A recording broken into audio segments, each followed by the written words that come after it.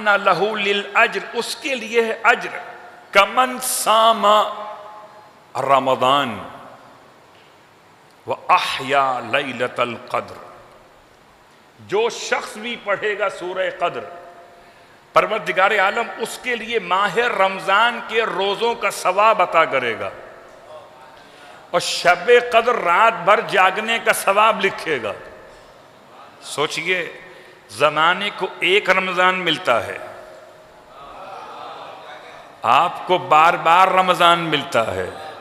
کچھ تو خیال کریں، اتنا آپ کو امیر کر دیا ہے آل محمد کی محبت نے، اتنا امیر کر دیا۔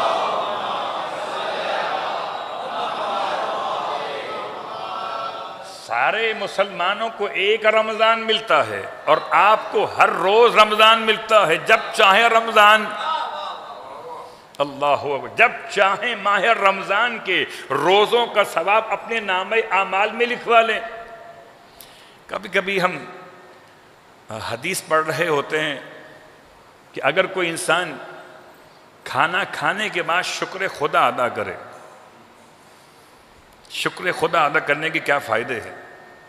کھانا کھانے کے بعد اگر کوئی انسان شکر خدا ادا کرے تو خدا اس کے نامہ اعمال میں روزے دار کا ثواب لکھ دیتا ہے۔ پیٹ بھی بھر گیا، روزہ بھی مل گیا۔ ایسا کہاں ہوتا ہے قبلہ؟ ایسا خالی موالیوں میں ہوتا ہے۔ ثواب بھی مل گیا، ثواب بھی مل گیا، نیاز بھی مل گئی۔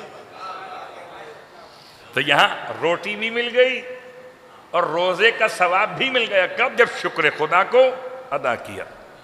تو آپ روز جب چاہیں شکر خدا ادا کر کے ثواب لیں روزے کا، مگر شب قدر کا ثواب۔ ارشاد فرماتے ہیں اللہ کے حبیب، جو ایک مرتبہ بھی سورہ انا انزلنا پڑھے گا اسے شب قدر میں رات بھر جاگنے کا ثواب ملے گا۔ ہماری تو ہر نماز شب قدر ہو سکتی ہے۔ اگر آپ چاہیں تو آپ کی خدمت میں دو اشارے مکمل کروں۔ ایک نماز سرکار ختمیہ مرتبہ صلی اللہ علیہ وآلہ وسلم،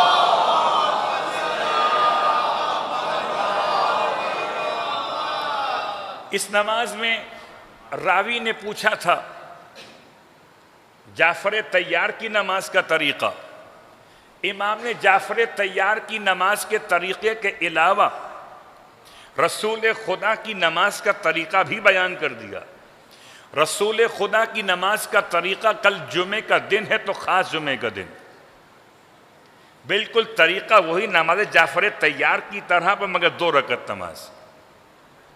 اور اس پوری نماز میں الحمد کے بعد صرف انا انزلنا، صرف انا انزلنا، صرف انا انزلنا 102 مرتبہ انا انزلنا پڑھے جائیے۔ کس طرح سے؟ اب اس کو ترتیب سے سنیے گا کہ حالت قیام میں الحمد کے بعد 15 مرتبہ سورہ انا انزلنا، پھر رکوع میں جانے کے بعد 15 مرتبہ رکوع کے ذکر کے بعد، پھر اٹھنے کے بعد، پھر سجدے اولا میں، پھر اس سے اٹھنے کے بعد، پھر سجدے ثانیہ میں، پھر اس سے اٹھنے کے بعد، بالکل وہی طریقہ ہے۔ 15 مرتبہ سورہ انا انزلنا۔ شمار آپ کر لیجئے کہ کتنی مرتبہ خدا نے آپ کو شب قدر کا ثواب صاحب معراج کی برکت سے دیا ہے۔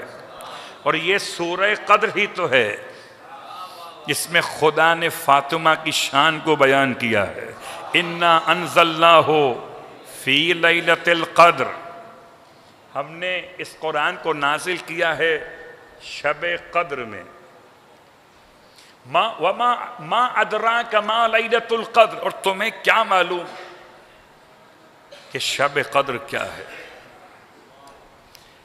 اب روایت کے الفاظ ہیں کہ اللہ کے رسول نے جواب میں ارشاد فرمایا، پروردگار آپ بتائیے کہ شب قدر کیا ہے؟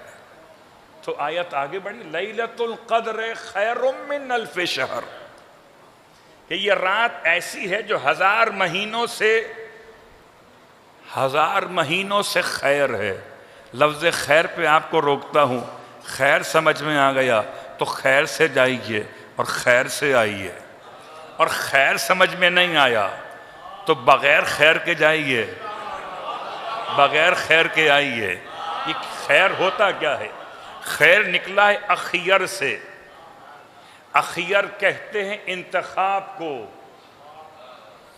اور اسی انتخاب کی اہمیت کو سمجھاتے ہوئے بہت غور کیجئے گا. اس سے پہلے اشارہ کر چکا ہوں، لفظ خیر پہ آ کے دہرا دیتا ہوں. میری اور آپ کی اذانیں ایسی اذانیں ہیں جو اذانیں فاطمیہ ہیں. انہیں تو ایام فاطمیہ ہضم نہیں ہو رہے. ہماری تو ہر اذان فاطمی اذان ہے. حالانکہ پوری اذان میں سیدہ کا نام نہیں ہے، مگر کس کو پتا کہ نام نہیں ہے؟ اس کا اپنا کوئی نام و نشان نہیں ہے، اسے کیا پتا کہ فاطمہ کا نام کہاں ہے؟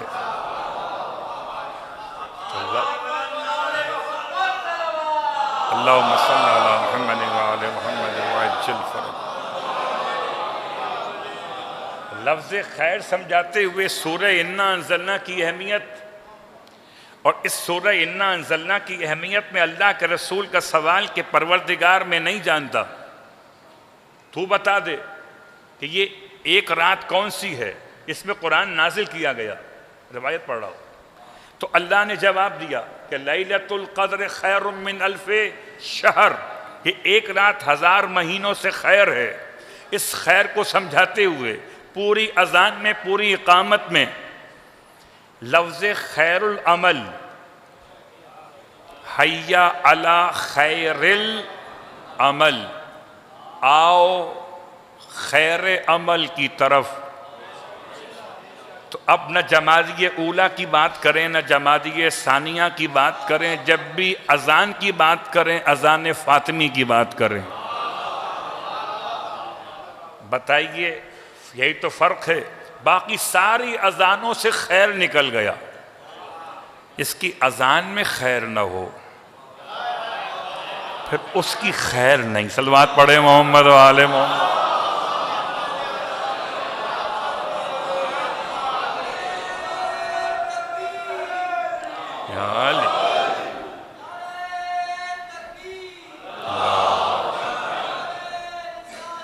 یا رسول اللہ،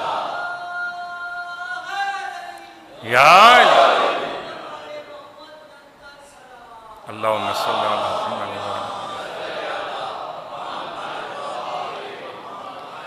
تو یہ لفظ کو سمجھنے کے لیے حیا علی خیر العمل کیوں نکالا گیا؟ ہم نے لگایا نہیں ہے، ہم بڑھاتے نہیں ہیں، وہ گھٹا دیتے ہیں. ہم بڑھاتے نہیں ہیں، نہ شخصیت کو بڑھاتے ہیں،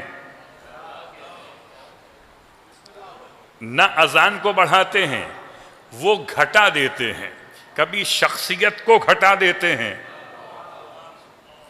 جب کوئی پریشان ہوا سیدہ کے ناراض ہونے پر، اس ساتھی نے کہا ایک عورت کے ناراض ہونے پہ اتنا پریشان ہو. ہم بڑھاتے نہیں، وہ گھٹا دیتے ہیں. اللہ اکبر. جب اللہ کے رسول نے کاغذ و قلم مانگا تو وہ گھٹا دیتے ہیں کہ اس مرد کو بخار ہو گیا ہے اور بخار میں صحیح دماغ کام نہیں کر رہا. وہ گھٹا دیتے، ہم بڑھاتے نہیں ہیں. جب حضرت بلال حبشی نے دونوں شہزادوں کو کاندھے پہ اٹھایا تو کہنے لگے کہ بچوں کو اب کاندھوں پہ اٹھاؤ گے، ہم تمہیں کاندھے پہ اٹھانے آئے ہیں. تو وہ گھٹا دیتے ہیں، ہم بڑھاتے نہیں ہیں. ان کا مزاج شروع سے گھٹانا ہے، ہمارا مزاج شروع سے اصل بتانا ہے.